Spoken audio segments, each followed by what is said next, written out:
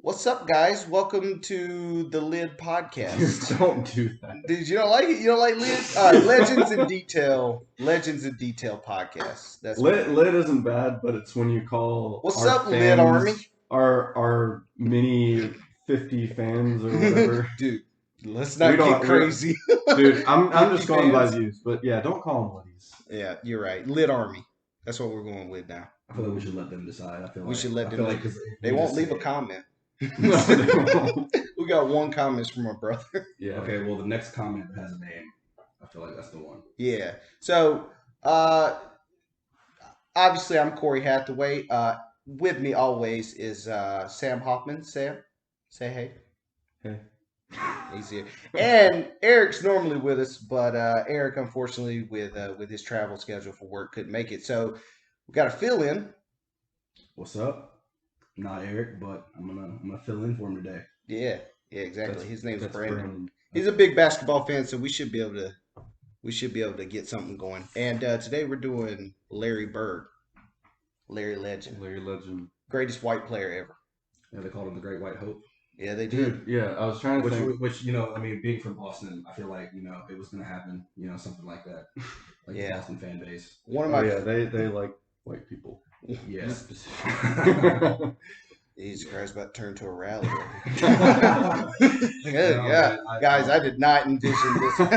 No, my favorite quote by him. French Lick. Yeah, exactly. The Hick from French. I like that better. My favorite quote by him is basketball's a black man's game. Like that's literally what he said. He used to talk to his opponents. Like he said one time, he was just like, "This white boy can't guard me. Why do you have this white boy guarding me?" Yeah, it was for him to say that. I feel like that's like next level of like he just doesn't know. He doesn't even know. Yeah, no, I think it was Charles Barkley. I watched the interview with him. I think he's on the Dan Patrick show. I like that guy. Like he does pretty good interviews. But Charles Barkley said he was playing against the Boston Celtics with Larry Bird. And Larry Bird was cussing under his breath the whole game. And Charles was like, Larry, what's wrong with you? He was like, man, I can't believe y'all gonna put a white guy on me. That's so disrespectful. It's just, dude, that amount of confidence. Like, I don't think in a 13-year span, just if you took everyone's career just at 13 years, I mean, it's hard to say Bird didn't have, maybe Jordan, right? Because Jordan won 6 rings in 15 years. Yeah. So maybe, and then honestly, 13 years, right? Because the last 2 were with the Wizards. Yeah, it didn't count. So exactly. I wouldn't even. I mean, they were never going to win a championship. I feel like he even knew that. Yeah, dude, Brandon, one more mistake like that. I'm gonna take myself out of the game. I apologize. I told you I was going to do it better. I had to know it better. Nah, it's fine. But no, I in a 13-year career, I mean, Jordan probably had the best, but Bird 3 consecutive MVPs. During a time should have been 4. Should have been 4. Sam actually he filled me in on that before we started. That was pretty interesting. Yeah, they gave it to Magic because they wanted a fresh face with that trophy. But yeah, so what was it, Corey? 80, 84, 85, 85, 86, 86, 87, and then he should have won it 87, 88. He averaged 30, 9, and 6. Man, 39 and 2 6. straight 50, 40, 90 seasons. What was Magic's numbers? It wasn't at like 19 and 12 Yeah, something. he was. Yeah. They just couldn't give it to him 4 times. He was like 20 and 12. 20 and 12? All right. But like they couldn't give it to him 4 times. 10 less points per game than Bird. That's pretty crazy. Like, wow. Like, why would they? Dude, I thought we normally opened up not talking. I thought we did like the first 30 minutes. Yeah, that really caught me off guard. Yeah, dude. Yeah, you're right. I got right into it. No, because I figured, like what I've noticed looking at the analytics. Dude, that's all I do now. Like, dude, don't be one of those people. It's like I looked at the analytics. Dude, I looked at the analytics, and it turns out,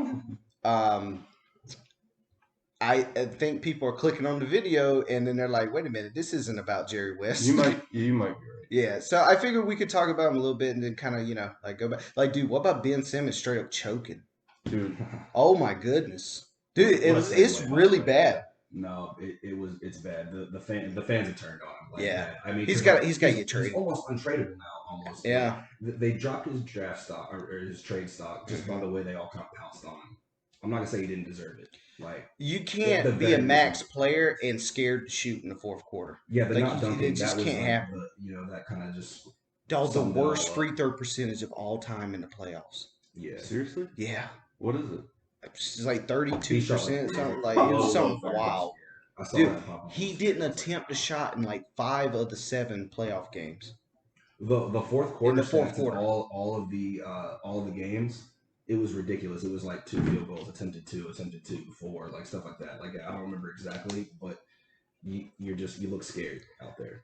Dude, okay, so I was thinking of who to blame the most because Philly, this was a collapse. Like they should have made they were the number 1 seed. They were better than the Hawks. They let a 5'11" point guard. He was the toughest guy on the court. Trae Young was the toughest guy on the court. No, he has really like embraced the role of villain. Dude, and I like I it. love to see Yeah. it. I mean, he's like I saw somebody on Twitter refer He's- to him as the evil Steph Curry. Dude, yeah, he's got the best TikToks, dude. Where it's like someone and they change into him and he's doing like the shoulder roll, dude. He is so funny. Like Stole the shimmy. Like Yeah, I he mean, did that steal was it. I know he idolized Steph. Grew up, he's came up looking at Steph's game. Dude, honestly though, you cross over Drew Holiday like that, you can shimmy. Dude, Drew Holiday's Drew an Holiday wasn't elite in the vicinity defender. anymore. Yeah, Dude, he's he a is. great Yeah. defender. Yeah. Like that's my email going off He right now. pissed him off. What happened in the next game? They absolutely. Yeah. I mean, he had a bad game. He had a really bad shooting game. But I mean, they came out mad, and I love to see it. Trey is fun to watch. But He is very fun to watch. Yeah. I think right now he's by far my favorite player to watch in the playoffs right now. The Clippers and Suns series kind of boring because Kawhi's not there. Do you think they would have won the last game if he didn't twist his ankle? Ooh, Trae Young? Yeah. No. How long was he? I think Middleton just That's what I was wondering. because he was back in when I turned it back on. Like, Yeah, but like he also wasn't 100%. Yeah, he only scored 3 points after Yeah. he came back. But dude, the way Middleton was cooking last night, Yeah. I mean, it's hard for me to imagine. Dude, imagine if you could see straight. Dude, I swear. Middleton, I used to think Middleton was a 3, like he was an Andrew Wiggins. Like Middleton's a 2. Yeah. And Yeah, honestly, he is. if they win this ring, let's say they hypothetically the Bucks go on like a 5-year run, which probably not likely, but it could happen. I mean, Giannis is only like 26. How old is Middleton? I don't know. He's got He's a good early. lower. He's got to be late 20s, right? Yeah, I would say late Yeah. 20s. Okay. If they go on a run and let's say they win like 4 or 5 chips, they're more like Scotty and Mike than any other duo. Like, if you think about it, like they're both big guys who are good at defense and they score. They're more like that would be like the next great duo. And I think Middleton's good enough now to where he's like a legitimate duo. He's a fourth quarter killer. Oh my God, dude, he's unbelievable. Just Hitting give tough him the ones. ball when he's hot, and like you're not gonna be disappointed. I mean, I didn't think they were gonna win the game. He gets- Middleton was just like, yeah, nah, we're gonna win. Seriously, when he gets hot, it doesn't matter how you're playing defense. Like he hits ridiculous contested shots. And he plays defense. Yeah. But you know what though? Honestly, what was I gonna say? I was gonna say that the Bucks are kind of like the way they're playing this series. They're gonna win because they're better. But I don't like the offense that I'm seeing. Like it's not good. Trae Young is a liability, and they put him on PJ Tucker. Why not run a pick and roll with PJ Tucker to get Trae Young to switch off on you, and then have Giannis just run at the basket? Because Trae Young's gonna let him score. He can't do nothing about it. No, I don't. He's either understand- going to get the steal or he's not Yeah. going to do anything. Yeah, you have to get I- it on pass. I watched Trae Young literally not play defense, and it's okay because PJ Tucker, like the offense, Mike Budenholzer, man. Regardless, even if they win a championship, they should look at moving on from him because that offense it's pretty much give Middleton the ball and let him take the toughest mid-range jump shot ever, Yeah. and it happened to work, and it's probably going to work again because the Hawks just aren't as good. But I don't like what I'm seeing. I just solved their whole offensive problem right Dude. there. Yeah, I hope they're listening right now. That was pretty comprehensive. Dude, Yeah. he's so not. No. I don't know. Like we have no listeners in Wisconsin, so Well, I mean, do people in Wisconsin have internet access? I don't think they do. Wow, now we're definitely not going to Yeah, now it's- No, it's no, for sure no, over it's now. how you start the conversation. It's how you get them listening. They like a little bit of, I mean, if There's they don't some have listeners. internet access, then there was no hope anyway. Yeah. So, Right, exactly. So, I mean, I feel like, whose feelings did I hurt? Yeah, probably not. You they're know in the what's playoffs, wild? so, I'm a Hornets fan. Yeah, I don't have a dog in the fight. this time of year. You know what's crazy is if LeBron and AD would have been healthy, this would have been an easy ring. If you did, like everyone in the East pretty much went down, I think the Lakers would get past the Bucks. This is one of the most right. injury-ridden playoffs. Yeah, they started the season too soon. They should have waited. I know, but the problem is when you're talking about $500 million on the line, you know, players are like, all right, we'll play. That's always $500 million. Dude, this would have been just a give me championship. It's crazy. Like even the Suns, like when AD actually played, the Suns could not beat the Lakers. Like, and they would have, and then anyone would have beat who played in the next round. Jokic, like he was just him, and the rest of them, I don't know what they were doing. It would have been just a cakewalk. But yeah, it is what it is. They'll come back next year. Yeah, I think you're right though. But if Chris Paul gets his championship, I'm not going to be mad. Dude, if Chris Paul gets a ring, you're talking about like all of a sudden he's in the conversation for top 5 point guards ever. He's already in the conversation, but I'm saying like we're moving him over like John Stockton and guy like it's a big jump. Yeah. It changes his legacy completely if he wins a ring. It does.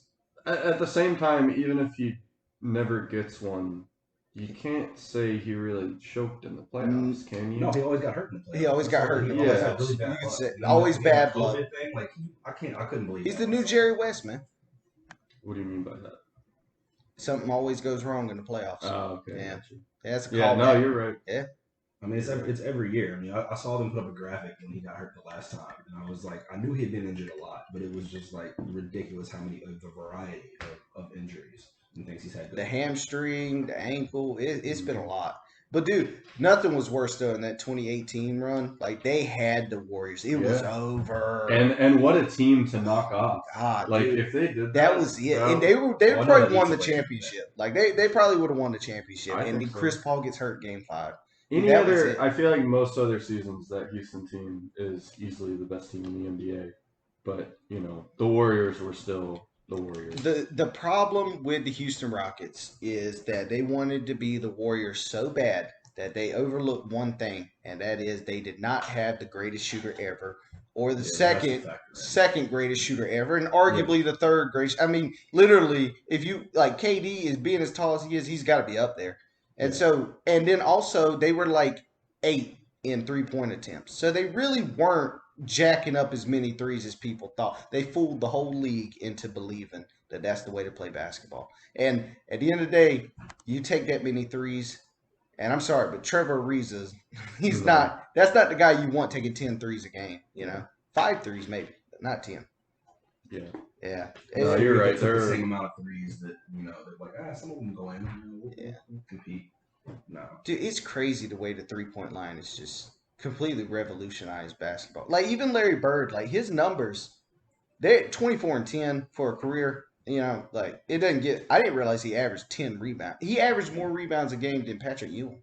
Didn't he? Wasn't it 13 rebounds he averaged like the rookie year, or it was like something like that? Yeah, maybe that was college. I know in the finals he averaged 15 rebounds. The highest he ever averaged was 11. So it went like his rebounds dipped. Like the first half of his career, he averaged all double-digit rebounds, and then it went down to like 9 and then 8. He started having those back problems. Yeah, those back problems. He had horrendous back problems. Yeah, he said he wasn't going to do the dream team because of it, and he said it's hard to play basketball when you can't feel your feet. Well, the dream team was the last year he played in the NBA. Yep. So wait, he wasn't going to play? Did he ever? Was the dream team after the NBA season had concluded? Yeah, I believe so. So that was like his last. Yeah. Damn, that's cool. Yeah, he wasn't gonna do it because of the back problems, and then Magic Johnson was like, Larry, you gotta, you know, for old time's sake, you gotta be honest. And that was like the beginning of the pros playing those games, wasn't it? Yeah, it was. So, that was. I mean, he wouldn't have had that chance before. So yeah, before that, it was usually college kids usually win, and then we started getting smacked. Like the developing world's got a little bit better at basketball, and we started getting spanked a little bit. Yeah. And then MJ, they called up MJ right, and Bird and Magic, and dude, they went and just demolished everyone. God, man, that's crazy. Can you imagine seeing that coming? Like after all, you're like, oh, we're getting better. Like guys, I can't wait to see what. And then you just get smacked in the face with these guys that like you know. I couldn't imagine lining up against those What's crazy too is like when the Dream. I watched the documentary of the Dream Team Yeah, I not too watched long. that too. Oh, you did? Yeah, I did. They staged the game. Like they Yeah, made the yeah. team Like lose. and I always thought that the college kids legitimately, Yeah. But uh, Mike Krzyzewski was like, nah, yeah, they threw it. Like yeah, they didn't play Michael Jordan. They didn't make adjustments. Like yeah. they They're and trying to play. I I mean, think I'm a sure it couple was of a the play. little bit of like them not playing well Yeah. too, but I think also like Chuck Daly probably had it, like dude, you talk about the greatest coaches ever. As far as managing personalities, that dude was the coach of the Bad Boy Pistons and led them to 2 titles. yeah, Like he's a master at like handling these personalities. So, dude, he probably had it in with some of the players and was like, "Hey, don't go hard on this," yeah, something like that. That dude, the Bad Boy Pistons. You talking about 2 of the hardest championships ever? Had to get through the Boston Celtics, and you had to get through the Lakers. yeah. Like, dude, this is some of the hardest championships. Oh yeah. Oh my God, Well, they were like, we could either play basketball against these amazing teams, or we could just foul. kick the crap Okay, out of Yeah, them. Bill Just, Lambier. just make sure that their will to win is just a little bit lower than their will to live. Exactly. You gotta make a choice. You're either gonna make it out of the 7 games or you're not. And it won them 2 championships. I wish that basketball was more like that because it seemed like every team had like a theme, or like and teams played different styles, Right. like the No, But at Lakers the and same Suns. time, like I don't know, when the Pistons won, I mean, weren't a lot of people pissed off because they really weren't the best team, and they fouled a lot. like But they, if the Hornets did that, I would not. Oh, of course. I would But now, not- let's- I'll be like, whatever you gotta do. Let's Oh, get yeah. real though. That championship because they won in '89 and '90. So in '88 they made it to the finals, and they I believe the game was like tied. And of course, Kareem at this point, he's an old Kareem, but they're still throwing it down low to him because he's an automatic bucket down there. Yeah. He goes up for the sky hook. It was not a foul. They called a foul. Kareem, of course, sinks 2 free throws. No, another day at the office for Kareem. Game 7 NBA Finals, and just sinks 2 like it's nothing. Dog, I love Kareem. I know you do. I love You're Kareem so focusing much, way man. so hard on Dude, these things. he was like 40, and they trust him over Magic Johnson to take the last shot. Well, If his that's not wingspan greatness, alone, what is great? On that type of shot, like you don't have to Yeah. be young. I mean, that's unguardable. Yeah, dude, it's like unguardable. what- Most Dude, unstoppable how long shot ever. Are you going to be able to hold it together before we do an episode? Dude, we're gonna have to break out Lou Alcindor in a second, man. Yeah. But so, anyways, Kareem makes 2 free throws, and the Lakers go on to win, and that was not a foul. They got robbed out of that championship. Like that was unbelievable that happened. Like Bill Lambier afterwards, and Bill Lambert's made some statements where I'm like, man, this guy, he's got a lot of hate in his heart. Did Like, you think he was a good person watching him play basketball? I mean, he did say Brian was the greatest of all time, but I feel like it's because he just hates Jordan. Yeah, he hates Jordan. Yeah, he It's does. like He hates Jordan's Larry pal. Bird too. Yeah, He hates Bird, dude. They still hate each other to this day. Like they still talk shit about each other on occasion. Those times don't hate each other still. Like there was some shitty stuff going on. Yeah. out there. Well, Larry Bird said he felt like Bill Lambier took it too far. Yeah, he was trying to hurt you. And I think he was right.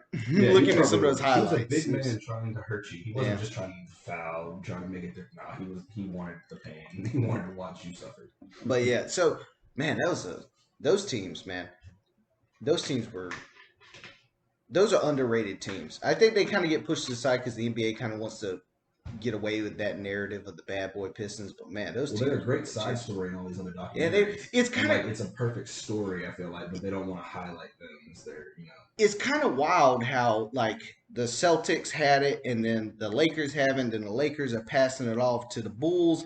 But right in between these, they mentioned that on the Last Dance documentary how the NBA didn't want that at all. But that's just kind of why they wanted to go straight to Jordan. But it was. Well, I mean, because when I was here when I was looking up a lot of Larry Bird stuff, like early on, like I didn't know, was it the 78 or 79 NBA Finals wasn't on nationally televised? Yeah, no, they tape delayed games back then. Yeah, and so like I don't know, man, like and they were talking about a lot of the players were like, they were kind of like a crossroads, and so like they were trying to get away from the physical, shit stuff. Sorry.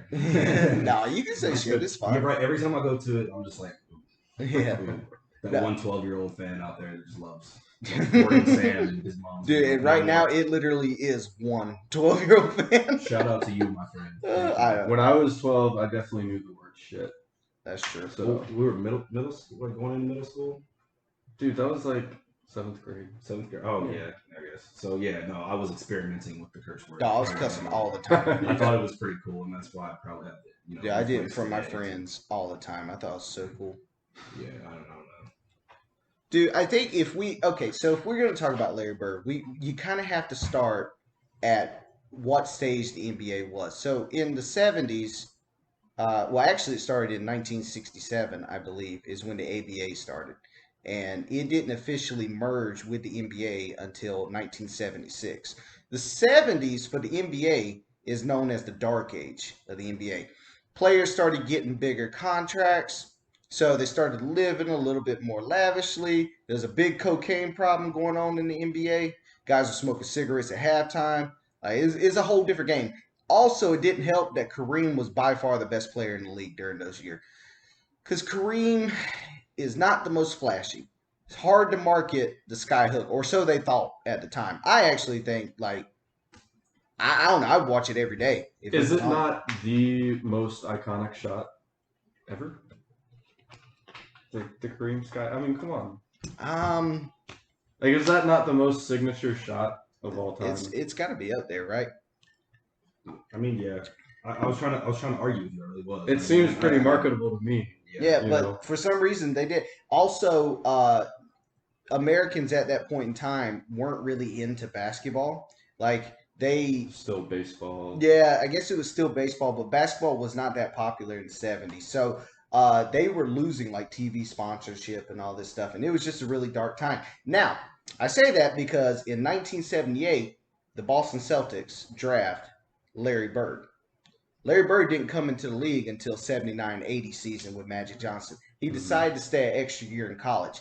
That is crucial because it set up the biggest rivalry in college sports history between Magic Johnson, who played for Michigan State, and Larry Bird, who played for Indiana. Mm-hmm. The highest televised game of all time to this day. Wow, I didn't know the that. biggest rivalry. Yeah. What, the championship game? The championship game was the most televised game ever. Indiana was undefeated, right? Yeah, they were undefeated. They lost. Yeah. Bird had 19 and Magic won. And then did Magic have? So I have no idea. I probably should have looked that up. I just watched the Bird video. But I thought that was pretty interesting because if Bird if he would have, came in a year earlier, there might not have been this Bird Magic rivalry. It came straight. I mean, they still would have seen each other in the playoffs. They still would have seen each other in the playoffs, but would it have meant the same? No. That's why Bird and Magic are credited with saving the NBA. Oh, yeah. Because before that debate, and then all of a sudden, these two guys, and it also, let's be real, it helps a little bit that one was black, one was white. They kind of had that dynamic going on. There was no racism. They were friends. They loved each other. But there was, you know how it is. All the best boxing fights is usually a white guy versus a black guy, right? Because you get that little bit of racial tension, and all of a sudden the tickets go off the shelf, son. Definitely back then. Yeah. Definitely. The Logan Paul, Floyd Mayweather. Yeah. Right? There was a little bit of... I don't know. I mean, just a hint. I don't think people really read into it like that these days. No, at the time, I don't know. Maybe they do, but back now then, I feel like back then for sure. Yeah. But so that they're credited with saving the NBA, rightfully so. All of a sudden, the NBA's turning around, and it's interesting. Something I've learned, looking at Jerry West and looking at Tim Duncan and even Vince to an extent, is back then when guys came into the league, they were ready to come into the league. There was no developing. These guys were ready to win. Magic Johnson won. He won the Finals MVP his rookie season. Yeah, he wasn't even playing in his position. Right? Yeah, exactly. Now, there's an argument that he didn't deserve it. Who was supposed to do that? You look like you want somebody to argue with you. Yeah, I'm not so educated on that. Kareem, that series for the first 5 games was averaging 33 and 15. And then he hurt his ankle, decided to come back in Game 6, finish on it. Couldn't play Game 7. And so that's when Magic went off. Kareem wasn't liked by the media. Magic was. Great story, right? Rookie comes in, What saves did you the say? NBA. 33 and 15. It was something ridiculous like that. It was like 30 something in double digit rebounds. I might have spiced it up a little bit, but it was up there, dude. Dude, it was unbelievable numbers. But Magic comes in, he's saving the NBA, right? Viewers love Magic. He's got a smile that lights up the place. It's a great story. But Kareem deserved that Finals MVP. But I can get over that at some point. No, you can't. Dude, Kareem's not over. Dude, if you think Kareem's over that, like Kareem's laying in his bed, in his 12-foot bed right now, just thinking about it. Does Kareem ever talk to the media? He does a little bit. Oh, interesting. He did an interview with Dan Patrick, and Dan Patrick said, "Who's the best player you ever played against?" Larry Bird. What he said. Yeah. He didn't want to say Wilt. Yeah, it's got to be Wilt. It's got to be It's Wilt. got to be Wilt. Oh no, he called Wilt at the end. That's true. Last couple years he called him. Did it really matter? Did his stats really drop off like significantly? His scoring did. Yeah. Yeah, because after his first Celtics. 7 years, he decided that he wasn't going to score as much, so he held back on all because he felt like he was making his teammates better. Yeah. But because he even said, because people were arguing like Michael Jordan's a better scorer than you, he was like Michael Jordan averaged 31 points a game per his career. I averaged 30. After 7 years, I quit scoring. Go look at my numbers. I dropped dramatically because he was like, if I'd have known at the time, I'd have kept scoring. Yeah. Yeah, just a few more points a game. Yeah. Nah, Wilt was unbelievable. So that was something I found interesting. Is like even Tim Duncan, second year in the league leads his team to a championship. Like these guys came in. Now I think the league really they want to get younger guys and develop them. And I don't know if that's better. Well, they're spending a lot. I mean, they're spending a lot on the development now on the side of it. And you're having the D League, go straight there instead of college. And I feel like if you're gonna go 1 year college, you might as well just go to the G League. What is it? The G League? Yeah, G League. G League. I agree with that too. You get paid. You're playing against better talent. Yeah, I mean, I guess guess a great college coach if it's like UNC or Duke. Well, not anymore. Actually, wow. Yeah. They're both tired now. But anyway, like a place with like a really good coach, or you can go to an NBA setting and learn the NBA immediately. That sounds a lot better to me. And when you look, and from the team perspective, like if you're spending 2 years of development on a player who's not quite ready, like how many years do rookies get? 4 and then like a 5th-year team option or I think it's something? 4. Yeah, I think it's 4. Yeah. So like, based off my 2K knowledge. and I don't know. Yeah, there you go. I don't know if it was like that back when Bird and Magic played. Well, he signed a big contract. You think about you have a cheap ass contract, a rookie deal for 4 years where you've got a star ready right out of college. You know what I mean? Like you just don't get that anymore. No, you don't. It's just much more uncertain, and you're gonna have to spend some time developing. And honestly, I don't think these NBA teams are great at developing talent. I haven't seen it. Most guys that end up being stars show it really early. Yeah. Very rarely do you see a player that, although Jimmy Butler is a great example of a guy, when he came in, he was a bad 3-point shooter. He was just a defender. And look what he is now, So, I mean, but he worked on his own game. I think unfortunately, I wish it was back where guys spent more time developing in college, and then when they get in the NBA, it's immediate. Like they kind of take over the NBA a little bit, and I wish it was more like that because now it's like you're watching, like with Luka, you're watching him and you're thinking, like at least I'm thinking, like he's probably going to get better next year. Like there's no telling, But like if he had went to college or whatever the case, we'd be like, man, Luka is amazing, and this is as good as he's. That's the way I look at it. Yeah. Well, they don't get paid in college. And that's true. Well, Luka played like in he played over so he had already played. He was playing against grown men. That's why he's so good. Yeah, that's what I'm saying. That should be more like the pipeline. Yeah, like what you were saying with the G League. Well, I feel like that's what they're starting to do now more of. So, like to your point about they're not being great at developing the talent. I feel like now they're putting resources to it. Now that the college players don't have to go to college. You know what I mean? Yeah. College players, they can just come straight in, develop them. Don't worry about throwing them out there to the lines immediately because a lot of them, like you said, aren't ready. Yeah, well, it's like with Andrew Wiggins. Like Wiggins had so much promise coming out of college. If he just stayed an extra year in college, or maybe extra two, and actually like worked on his fundamentals, there's no telling how good he could have been. Instead, what we get is a guy who started off as an 18-point a game scorer and stayed that. Yep. And actually, I mean, he got a little bit better on defense, but it wasn't enough to really. Yeah, he's still a number 3. Yeah. He had the potential to be a number 1. So it's like stuff like that just kind of bothers me. Dude, Larry Bird, per his career. You like that transition? Yeah, your segues are great. Yeah, that's good. Absolutely. Career numbers. He had a 13-year career, which is pretty short, honestly. Pretty short. Like he only really played. I saw a video where a guy said 2/3 of his career, and I think that's about right. He really had more. Or he could have played more if his back injuries wouldn't have been so bad. Yeah, he missed 142 games I saw. In his last 4 years, he missed 142 of those games. So, like, if you think about like, the stats he could have accrued if he was totally healthy, like, and when did they lose to the Pistons? Not the Pistons. I'm sorry. They lost in the Eastern Conference Finals, and that was like the last. I think that was against the Pistons, right? I wanted to say the Pacers, but like I don't know. It might have been the Pacers. I have no idea now. Like I just saw this earlier too. But yeah, he was just hurt so much. I mean, 13 seasons, but one of them doesn't count because he only played 6 games. Yeah, he only played 45 games this last season.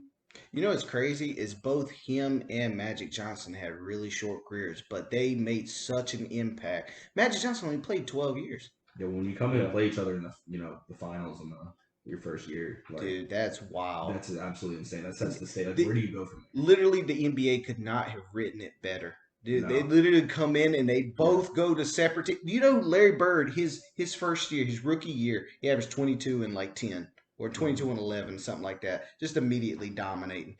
And he won Rookie of the Year over Magic Johnson. I thought it was pretty interesting. But his first year, that Boston Celtics team was a 32-win team. They went to a 62-win team. And all they added was Larry Bird. Mm-hmm. Yeah, no, dude, that was incredible. It's unbelievable. That turnaround is something I don't think you're going to ever see again. Like, yeah, you don't see one player, especially a rookie, make that much of an impact. No. I mean, they were ready for him, though. I remember seeing, like, the videos, and they were just, like, he showed up to a game. Because, like, and, like, what I was going to say earlier when he got drafted, I didn't know, I'm sure you can't do this now, but they owned his rights when he went back to, because when I was looking at his stats, I was like, why does it say 78? Yeah, I know, right? I think you could still do that with, like, European players, because they did that with Ricky Rubio, right? Where they, like, drafted Ricky Rubio. Took, like, a few years. Yeah, he took, like, a few years so to how come does over that work? I mean, like, so that, I don't know. I'm not 100% sure. Because that was cool. He got to go back. Yeah, he got to go back. And got that awesome, finals. Yeah. And if he wouldn't have done that, dude, the whole NBA might be different. Like, oh, for sure. The flapping of the butterfly wings, right? Something like Ashton Kutcher. No, movie was trash, man. He just wanted to throw that. Yeah, it was bad, dude. I'm sorry. Like, he's had some stinkers, man. He's had some rough ones. But Magic's rookie numbers: 18 points per game, 7 assists, 7 rebounds. Pretty solid stat line for a rookie. Really great stat line. But Bird. Birds were a little bit better, 22 and 11. I mean, that's going to, or 21.3 and 11. That's going to get it done. So his career numbers, 24.3 points per game, 10.0 rebounds per game, higher than Patrick Ewing's. Like, I thought that was pretty. Patrick Ewing's a 7-footer. Yeah. It's crazy. 49% from the field, almost 50%, 49.6%, and 37% from 3, 6 assists. Mm-hmm. So, and Larry Bird often gets called one of the greatest shooters ever. But if you look at that 3-point percentage, that does not suggest greatest shooter ever. Sorry, go ahead. No, you go ahead. So rookie year, 41% from 3, and then 27%, 21%, 29%, 25%, and then 40. Like, what's up with that? That's weird. How many is he taking when he's shooting? He averages. He does take less. So like 3-point attempts per game, 1.7, 0.9, 0.7, 1.9, and then he starts like 1.6, 2.4. I mean, and that's when the 3-point shot started getting more popular. Yeah, I think largely because of Larry Bird. Larry Bird at that time was averaging like 2 attempts a game, maybe a little bit less. And that was like really high Yeah, for that's his time. considered like Now there's like over 100 players in the NBA that average 2 attempts a game. Oh, for sure. Yeah, like, so it's like some centers are averaging. that's why when you look at these numbers, you can't really judge them because the 3-point shot just wasn't valued back then. The whole idea was like even Kareem said this. I heard him in an interview. He was like, they were like, why are big men wanting to shoot more? And he said, I guess they can't figure out that being closer to the basket means you have a higher chance. And I was like, well, analytically though. Yeah, like okay, just looking at Bird's stats, man. Like you're taking 2 3-point shots a game, and you're shooting 42% from 3. It's pretty impressive. And 50% from 2. Like it's way more efficient to shoot threes. It is. I don't know how people didn't realize that. Yeah, it's kind of crazy. The ball, like those Larry Bird teams, man, like the way they spaced the floor, like there was almost always like a closer option, you know. Yeah, like he could whip a pass down there. Did you ever see that highlight of the like he just? Yep, to Kevin McHale. Yeah, dude, that was the one I saw. Absurd. That was the highlight I saw that made me realize how much of a beast Kevin McHale. Yeah. Dude, we got to break down Kevin McHale. Dude, that footwork. Hakeem Olajuwon, I've always said, has got the best footwork in the game. Kevin McHale, he might be number 2. Kevin McHale's footwork was unbelievable. I mean, I'm a sucker for good footwork. Like when I see someone with good footwork, dude, I have to point it out. Yeah, like, love dude, the good fundamentals in the post. Dude, his footwork back then was like that up and under. It was unstoppable. He averaged like 20 and 10 for his career. He was a beast. Yeah. He was. But you mentioned the ball movement. I thought that was pretty interesting because Bird was one of the greatest passers, not just small forward of all. He was one of the greatest passers ever. Like his highlights, dude. He is a really good passer. I was surprised. Do you think he's a better passer than Bron? Maybe more creative. I don't think so. I think he had the vision. The way Bron, only a certain amount of players had that vision where they could just see the court. I think it has to do with height. Like Larry Bird's like 6'10". Yeah. Bron's like 6'8", 6'9". I think he's more like 6'9". I think he actually like grew since he's been in the league. But I always find when you get around that height and you're willing to pass the ball, like they have a vision that other guys just. And I think Bird had it. Yeah, you see the court really well. Yeah, you have to be that's why Magic was such a good passer, 6'9". You know, I think it's got to be that height where you can see over everything. And when you're a guy that everyone knows is he's about to light me up, he's gonna score, he can shoot, he can drive, all that stuff. Like if you add that passing element, that fake's gonna work every time. You know, they're gonna be completely wide open. So if you have guys that can knock down the shot, and Larry Bird wasn't even having people really. I don't know if they had a bunch of really good 3-point shooters, to be honest with you. No, not really. But I feel like they did, right? So like they would always, when he gave it up, it was like, okay, layup, dunk. Yeah, you know, pretty much. That's passing somebody else over here, there. I mean, it was insane watching their highlights. Like, I don't know, it's a really fun team to watch. Yeah, it is. I mean, they were all and it really shouldn't good. be like I don't know the athletics. I don't want to say they're not athletic, but like it just seemed like they cared more, or was it like they were tougher? You know, like he was pretty hardcore, just not like Michael Jordan, but he was like he got mad when they lost, and he held them accountable. The NBA has done a complete disservice with not allowing any amount of trash talk. Guys can't talk any trash now. At all. I understand putting fingers in people's faces and stuff, but you got to let them chirp. Looking at Larry Bird's highlights, he's talking shit the whole time. He was the best of all. That's actually I wrote that down. Yeah. Top 5 trash talkers all time. Who can you run that list down for me right now? I want to know what. Because KG's got to be up there. KG in our generation, Kevin Garnett's number 1 in our generation. Yeah. Michael Jordan's got to be on there. For sure. Larry Bird's on there. Gary Payton, I heard, was a big trash talker. Reggie Miller would probably be on there as well. Yeah, you gotta be a pretty good trash talker, or at least you would want to talk trash a lot. I mean, Kobe was up there too. Up Kobe talked some he trash. Did it with more like his facial expressions and stuff, and like. Rasheed and I guess it was more like he wouldn't start it so much. It would do more. Yeah. Yeah. If you're gonna get in his face, he's like, okay. Kobe's that guy that if you challenge him, he just takes the bet to an unbelievable level. Yeah, he takes it past where you're willing to go. Like they're at the free throw line, and Gerald Wallace like, man, I bet you won't make it. He's like, put $500,000 on it, and Gerald Wallace is probably on a minimum contract. Yeah. Like, that's where he got him because Well, exactly. $500,000 to Kobe is not the same as $500,000. and then Kobe goes, it was so great. He goes, nah, all right, I'll put it on myself, and he makes it. And it's just like he had so many of those moments, dude. Yeah. We're breaking down Kobe next week, so that should be a good one. But number 8 Kobe, though. Yeah, number 8 Kobe. We're splitting them up. We're doing number 8, number 24. Okay, and then we'll compare There's which one's plenty of better. material to go over. Oh yeah, for sure. Yeah, absolutely. Yeah, dude. We can compare and see which one, which version of Kobe was the best. I don't even want to start that right now. Like I can't. Yeah, I know we can't brain's do it going right crazy now. I'm trying to figure out. Bird in the playoffs averaged 23.8 points per game, 10.3 rebounds, 47% from the field, and 32% from three. So his numbers dipped a little bit in the playoffs.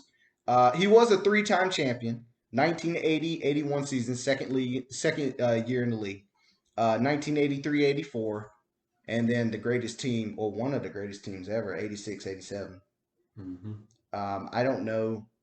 I looked up like what the greatest teams ever were. 96 Bulls were on there, although arguably the 92 Bulls were better. They said because Scotty and Michael were a little bit younger. But 96 Bulls went 72-10 with a championship. The Warriors in 2016, if they, but they didn't win the ring, so that kind of, Well, you could say 2 different Warriors teams. 2017. Yeah, that 2017 team was unbeatable. Honestly, I'd put that 2017 team up against anyone. Anyone. Would not matter. Yeah. They'd run through. Oh my God, dude, that was so stressful watching that. I was like, dude, you can't beat these guys. No, you can't. 2001 Lakers. Yeah. They had a bad regular season. What 2001 was that the 3rd championship or second? Second. Yeah. Yeah. They had a bad regular season because Kobe was there's a feud between Kobe and Shaq. Mm-hmm. It was like a big deal. But Kobe missed, he hurt his ankle, so he missed a big portion. And the Lakers went on a win streak without him. So he realized I need to pass more. Mm-hmm. And so when he came back for the playoffs, they only lost one game in the playoffs, and that was AI hitting the step over shot. Yeah. So, dude, how far Ty Lue's come since then, man. I saw his record in elimination games in the playoffs. It was pretty absurd. Well, you got LeBron, yeah, but even this year and stuff. Oh yeah. I was ready to write Ty Lue. I was like, no way. Yeah.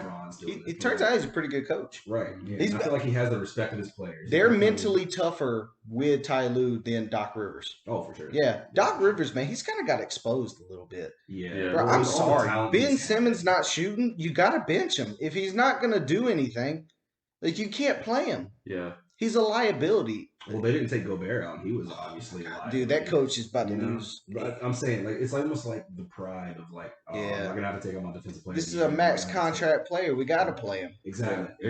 But when pisses off the player, it shows you don't have faith in him. But whatever, it's the playoffs. That's what was so good about the Lakers last year is that they would sometimes play Dwight Howard, they sometimes wouldn't when the matchup didn't make sense. JaVale McGee would play, and in some games he wouldn't. It depended on the matchup. There was no egos. So, and also LeBron's never going to be taken out of a playoff game unless he wants to be. You know what I'm saying? He takes himself. He's earned that, right? Yeah, he's earned it. At this point, as many minutes as he plays in those games. Never missed a playoff game either. I thought that was a pretty impressive stat. He's been in the playoffs forever. That's impressive. I wouldn't have guessed that. Yeah, that's insane. Oh, I thought this is an interesting stat about Larry Bird. No, you like how we're going back and forth? I think it's pretty good, right? Yeah, it's good, man. Interesting stat about Larry Bird. Averaged at least 20 points per game, 10 rebounds, and 5 assists for 5 separate seasons, most in NBA history. At least 20 points, 10 rebounds, and 5 assists.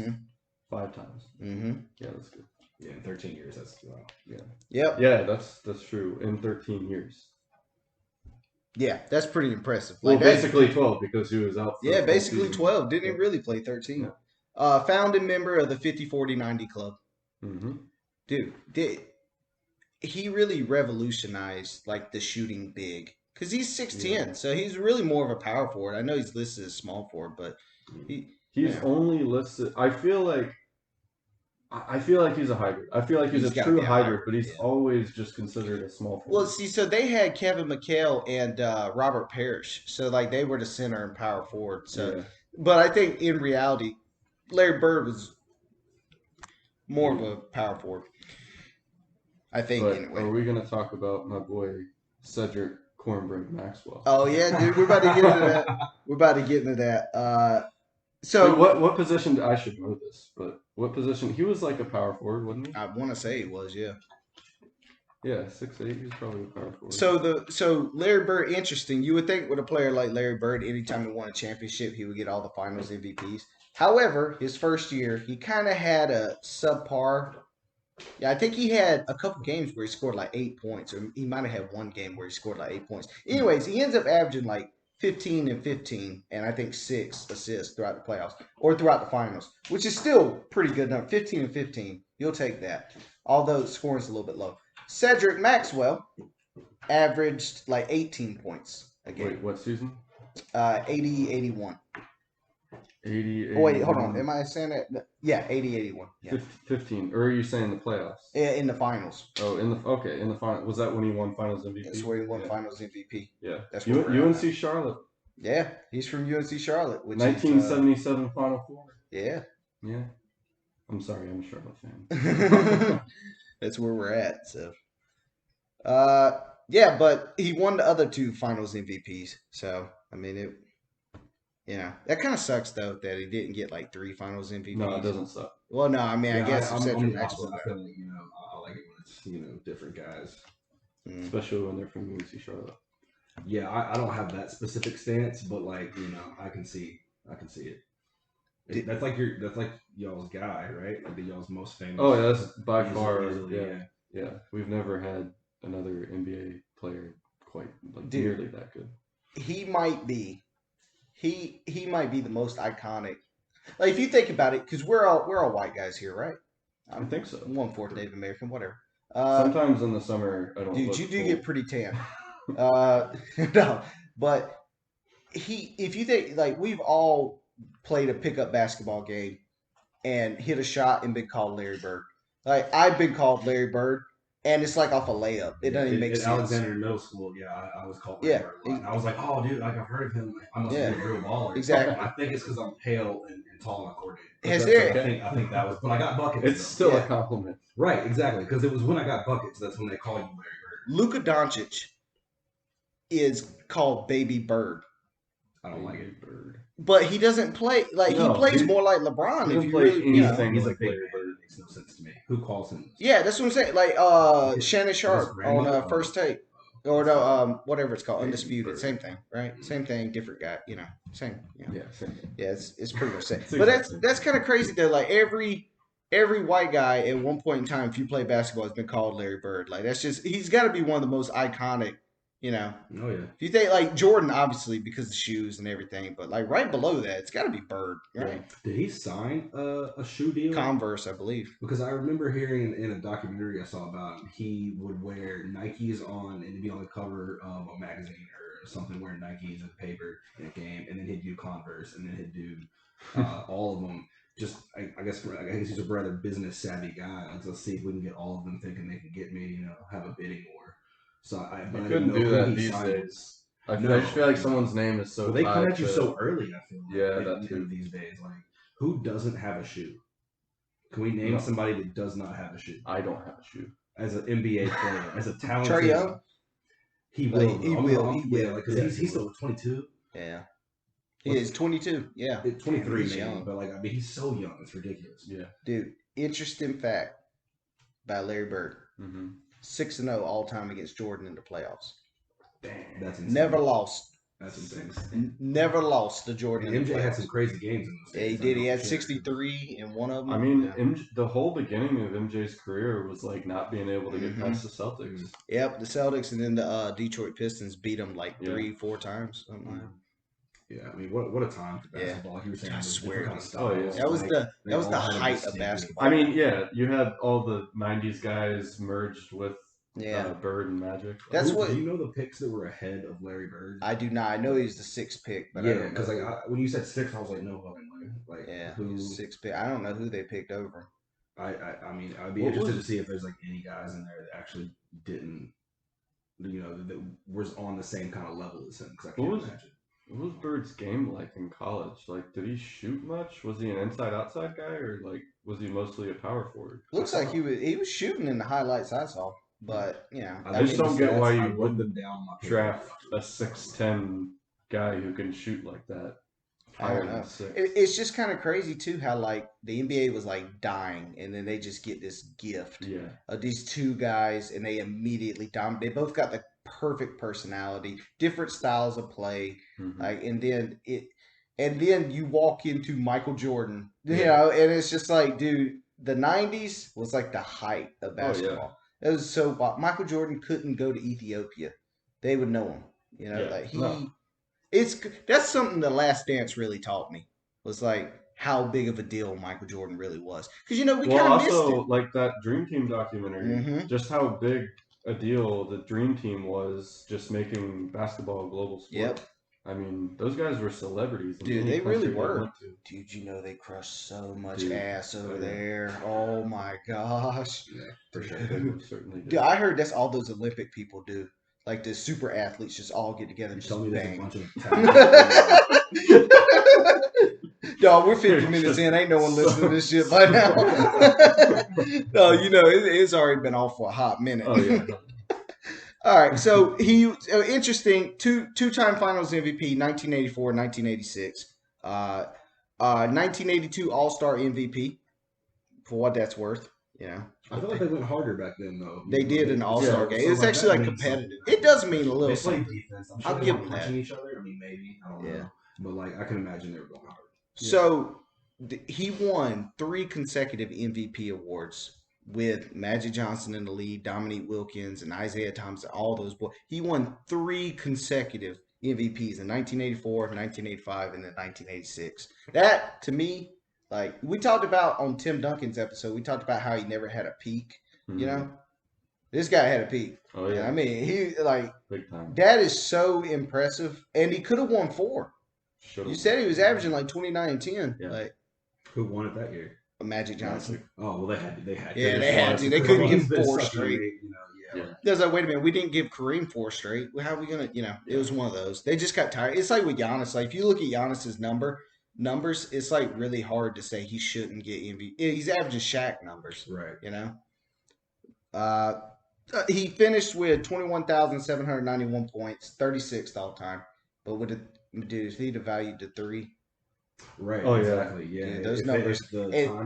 And this is a case I think where legitimate, like with Jerry West, you could say, well, the pace of play. I think this was a time where Larry Bird would have been better. Like, I don't think there would have been any question that he would have been better. Dude, when he was in he would have been shooting like Dirk.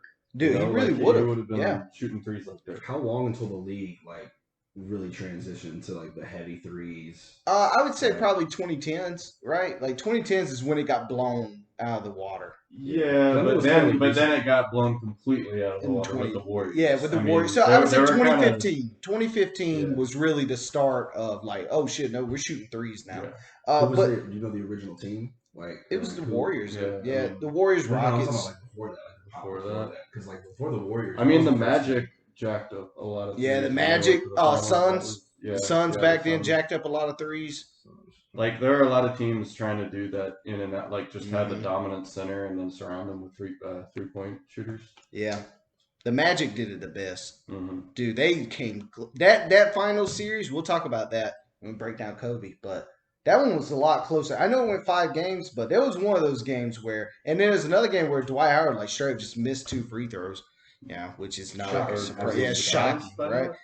Yeah, let me guess. He also blocked the ball out of bounds for no reason. It looks cool as shit. Yeah, it does, but do it every time you can. I thought it was pretty interesting. He led the league in free throw percentage, 1983-84 at 88%, damn near 89 is 88.8%. 1985-86, 89.6%. 86-87, 91, and then 89-90, 93%. Man could hit some free throws. Yes, career free throw percentage, 88.6%. This stat though right here is crazy. I almost had to check it twice. I couldn't believe it. He led the NBA in 3-point makes. in 1985, 86, and then 86, 87. Wow. Guess what his numbers were? He had Like how many total? Yeah, how many total? If you had to guess. No idea. 82 in 85, 86, and then 86, 87, 90. That's one. Steph Curry had one per game. Yeah, Steph Curry had a season where he made 400 threes. Yeah. Yeah, it shows you that how much of a shows you difference. how much it's changed. It's insane. Dude, that stat blew me out of the water when I I saw just it. don't understand how, knowing that it's 3 points, and knowing that you make a great percentage of them.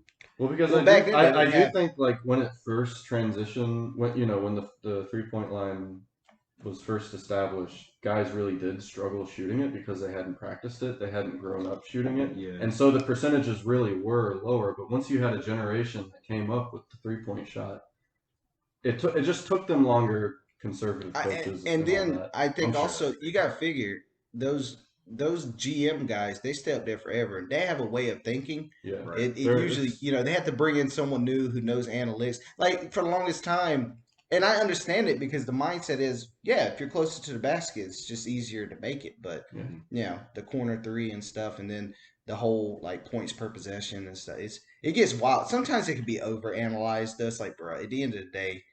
I don't know we need a basket for me, so I get confused when I go too deep into it. I think some of it's good, but I think sometimes you can get in an analytical hole and you can end up giving guys max contracts because analytically they're a good player and they're horrendous in reality. Like that guy who played for the Bulls back in the day, I forgot his name. He played for the Knicks too, but they gave no. He played for the Wizards. He played with John Wall, Otto Porter Jr.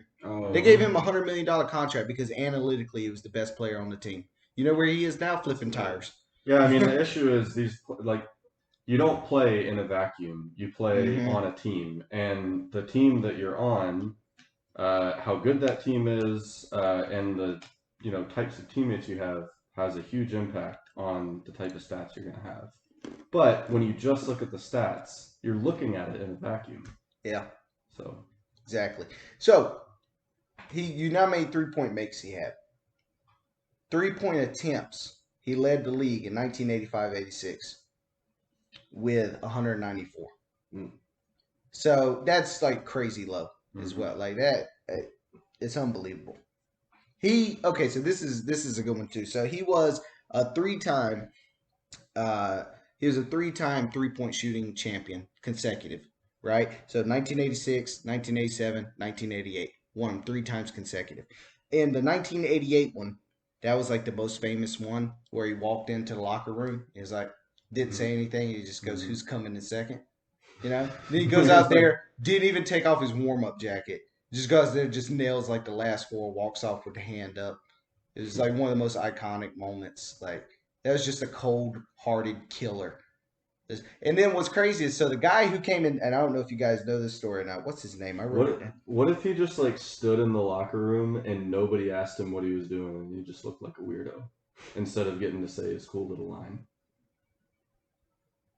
Probably rehearsed. It was totally he walked in there and he just sat there looking around and waited for somebody to ask him what he was doing. And he was like, "I'm trying to figure out who's coming in second." Yeah, he probably had a list of jokes. I would imagine scenarios. I would like to.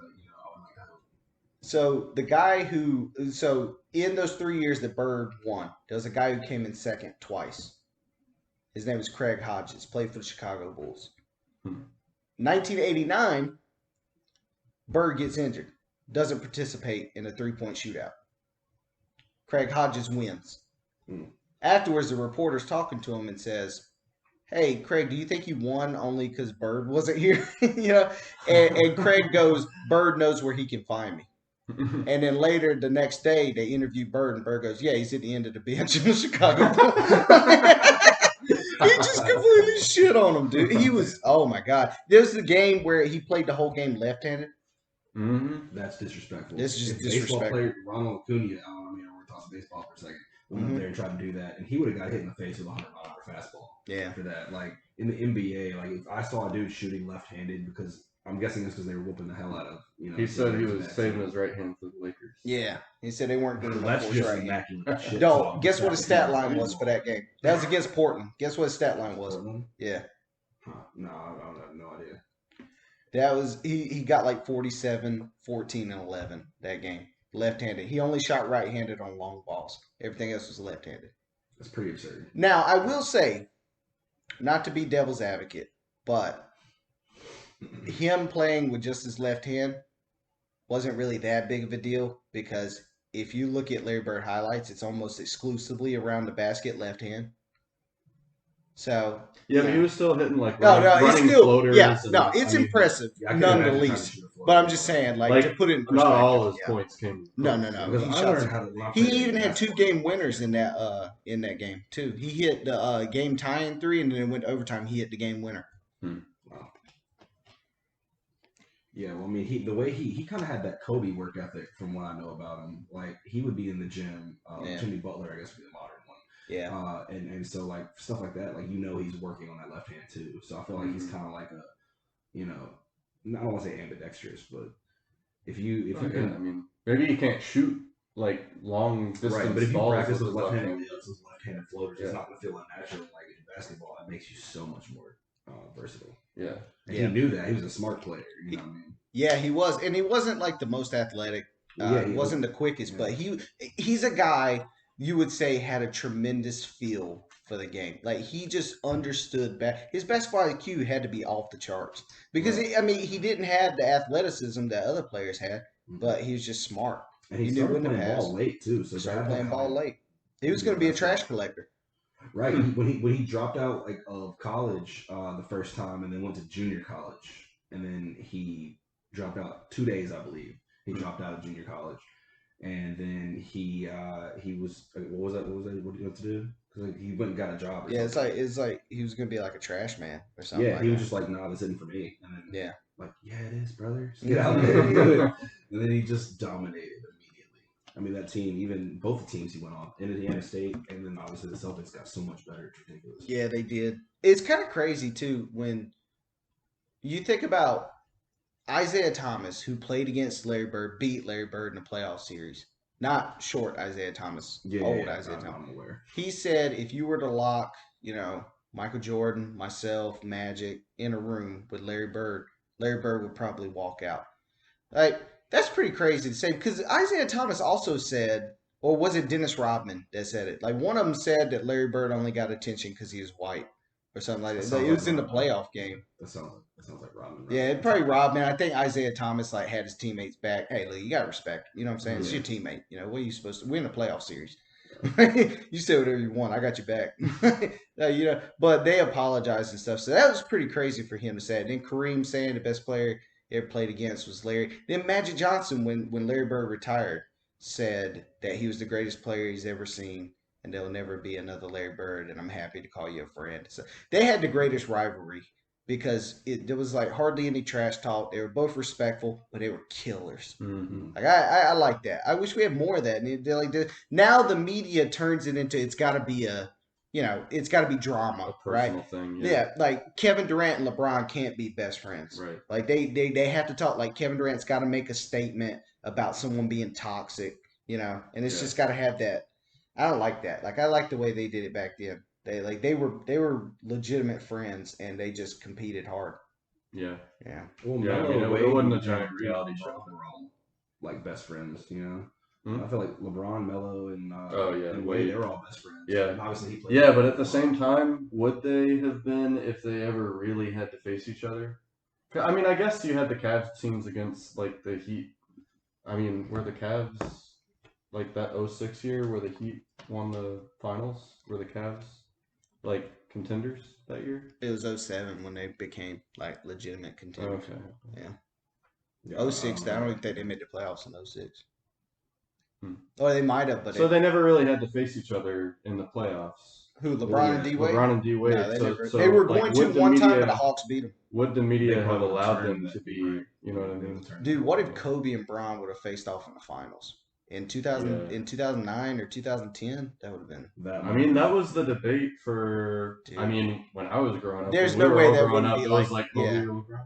Dude. Still, people still don't get that in the ground. I mean, but at this point, you know what it is though, and I hate to say it, but it's the case of Kobe passed away, so we got to bump him up And like now, it's starting to get a little bit ridiculous with people saying he's better than Jordan and stuff. It's like, bro, that was not the case People been before he saying that. passed. Those are the old heads too, so they're not going to change their opinion. Like that's the thing with basketball opinions. It's emotional. It's it's not all stats. So like there is no definitive GOAT. Yeah, that's true. Anybody. I looked up Larry Bird's his finals. So he went to the finals 5 times. In 1981, he won. He beat the Houston Rockets in 6 games. That was the year, though, he didn't win the finals MVP. 1984, they get back to the finals. They play the Los Angeles Lakers, and they win in 7 games. Larry Bird gets finals MVP. 1985, they get back to the finals, go up against Los Angeles Lakers, and Kareem has a series. Average like 29 and 10, and he's like 38. He's just out there hooping. No one could stop him. Unbelievable.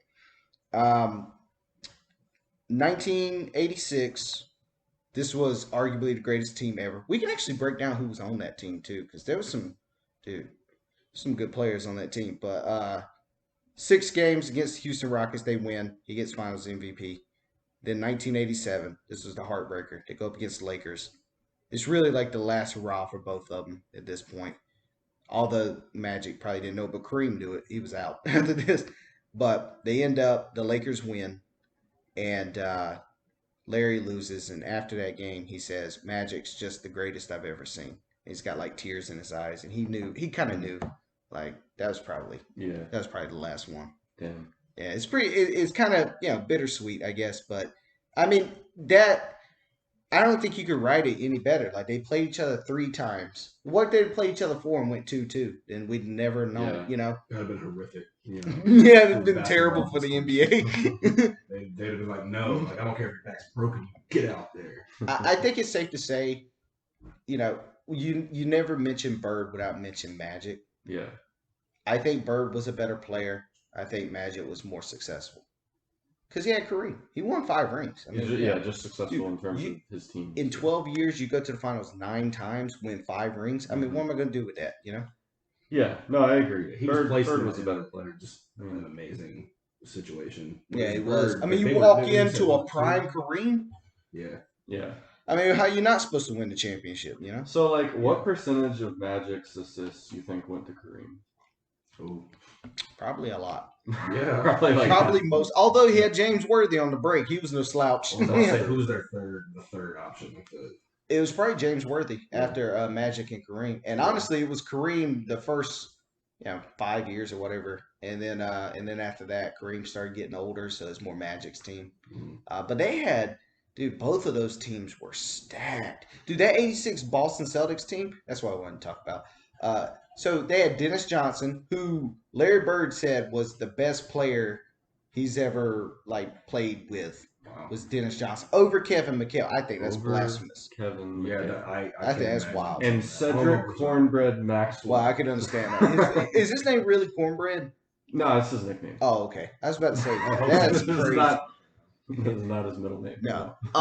But they also had Danny Ainge was on that team. Yeah, Danny. He was pretty good. He was good at antagonizing people. That's what he was basically known for.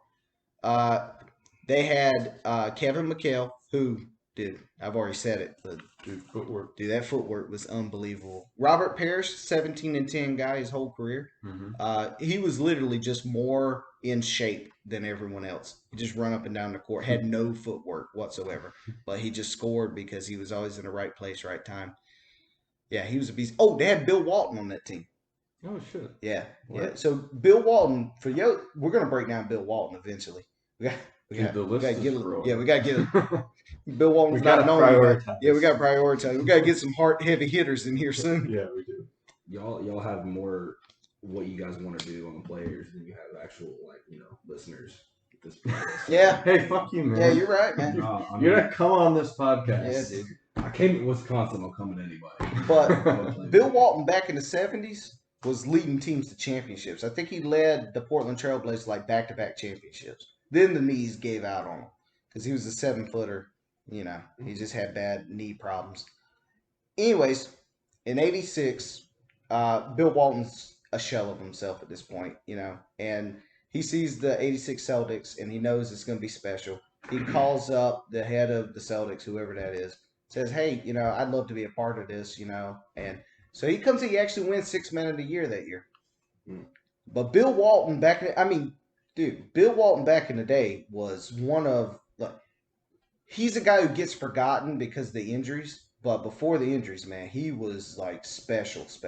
Mm-hmm. Like he could have went on a run that would have rivaled like Kareem's or whatever. Well, maybe not. Damn, I was gonna. But it would have been close. Dude, he went back-to-back champion, Finals MVP too. Mm-hmm. But the problem is he only scored 6,000 points in his career. Yeah, because he's just injured the whole career pretty much. But that little bit of time he did, dude, he was amazing. The bigger players, man, it's almost painful watching them go out there because like Zion, it's petrifying. I can imagine being a New Orleans fan. Like every time he jumps, every time he just does anything. That's how I feel with Anthony Davis. Right, exactly, and like Kevin Durant too. Just yeah, so skinny, dude. Like, I don't know, man. Like you're gonna have a shorter career. It seems like if you're that tall or that. It's crazy how Giannis is the same exact build as Kevin Durant. Yeah, I don't worry about Giannis when I watch him. Legs aren't. He's not the same exact build. He's the same height. Yeah, he's just. But I'm saying like height and wingspan and stuff. Yeah. Like him, Anthony Davis, and Giannis are pretty much identical as Yeah. far as like body length. Mm-hmm. But like you see him, and you see like Kevin Durant. When every time he goes up for a layup and he lands, it looks like he's like landing on his ankle weird. I don't know. It's scary watching him play. I like watching him play because you can't stop it. But it is like, it's like terrifying to watch because you're like, dude, at any second he could split his leg open. Yeah, after seeing that Louisville guy a long time ago, That's immediately who I thought of when he right, said exactly. That was Sean too. Livingston had a bad one too. And I was like, no way. Yeah. I mean, players in the court were about to like throw up. I can't even imagine. Dude, Paul George's injury. Paul George's injury was and bad. that was stupid. Too, Gordon that was, Hayward. like, the fault of the whoever had that hoop like the way it was. These guys jump so hard and far. Like like they're going at it 100%. Yeah. They're gonna put something right there. Like, and that was nasty. The angle and everything. That was brutal, man. Yeah. Sean Livingston had a bad one. He did. He did. Dude, He had a came solid back strong, career. though. Had a really solid and career. a long career. Long career. Yeah. Possible Hall of Famer? I don't think so. Dude, in the finals, though, he was giving Kyrie And I'm business. partial, too, as a Bobcats fan. Right, For the absolutely. Bobcats. I mean, it seems like forever ago now. That's how long his career has been. I love And he was there for what? I mean, 5 or 6 years? Felt like something like that, yeah. Right. Y'all I think don't know. Derrick Rose is gonna make the Hall of Fame? I think He's I think he should. He was the youngest MVP ever. Grant Hill got in, he'll get in. Yeah. Because they basically had the same career, right? They had a And couple at the end of good the years. day, Derrick Rose had a long career too, He and did. a And successful- he's shown to come back from that injury, Yeah, and was on a playoff team. and now he's good. Like Yeah, he's he actually is like good. yeah. Yeah. That was cool that he got to be part of that Knicks playoff team. Because how long has it been since the Knicks made playoffs before that? dude, it's been forever. Right. Yeah. Since it's been a long time. 2012, 2013, somewhere around there. Because Melo, right? Those are the last years they made it. Was that Insanity 11 or 12?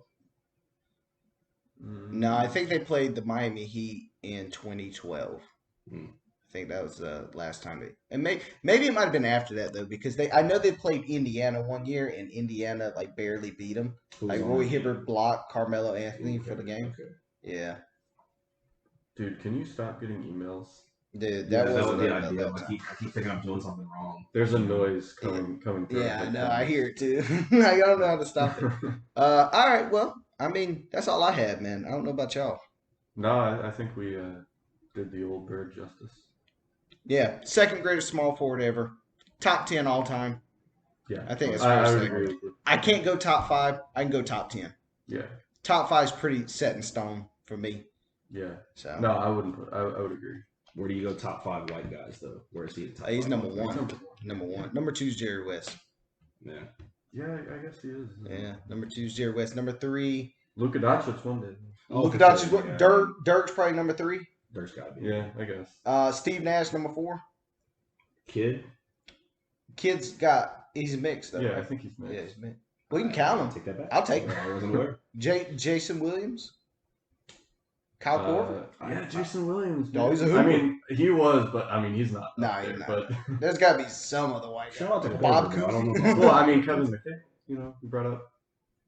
Honestly, Kevin Love. Kevin Love. Dude, Kevin Love had a couple seasons where it was like 27 and 12. He'll make the Hall of Fame. I don't know though, dude. These last couple of years have been so rough for him. He's just been on such bad teams. I think he will though. He deserves it. He deserves it, dude. Anyone that can, number one, put up with Kyrie and LeBron and accept that small of a role when you just average 27 and 12. That was just championship seeking. That was championship seeking. Like he worked out. was aware that was what that was, and I guess he thought that.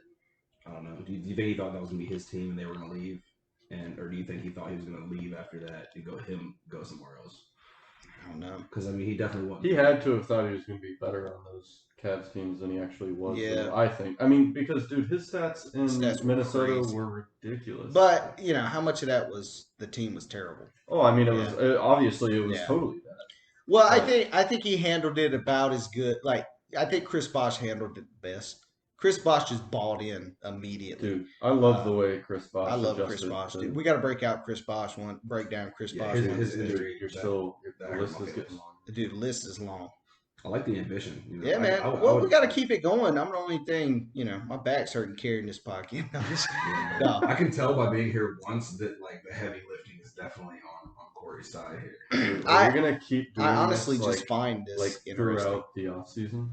Yeah, man. We'll do it. I think so. We can talk about but it's good that we started it during the playoffs. Yeah, we're gonna do a football one coming up, right? Yeah. Yeah, so we're gonna switch it up a little bit. Dude, we should do a Patreon and then put the ones that aren't basketball on the Patreon and so that give people on the Patreon something. Dude, we're about to start. Dude, I signed this up for podcast ads. You slut. And they were like, nah. Who? They were like, I'm sorry, you have to have more than 3 episodes to. Nah. So you want to advertise to our 10 fans? Are we comfortable saying 10 or is it like 5? Oh no, man, we had 35 downloads so far. Yeah, okay. And they ain't been a month, so it was probably accidental. It was an accident. But if you look at our YouTube views, we're over 100 on the Tim Duncan and the events now.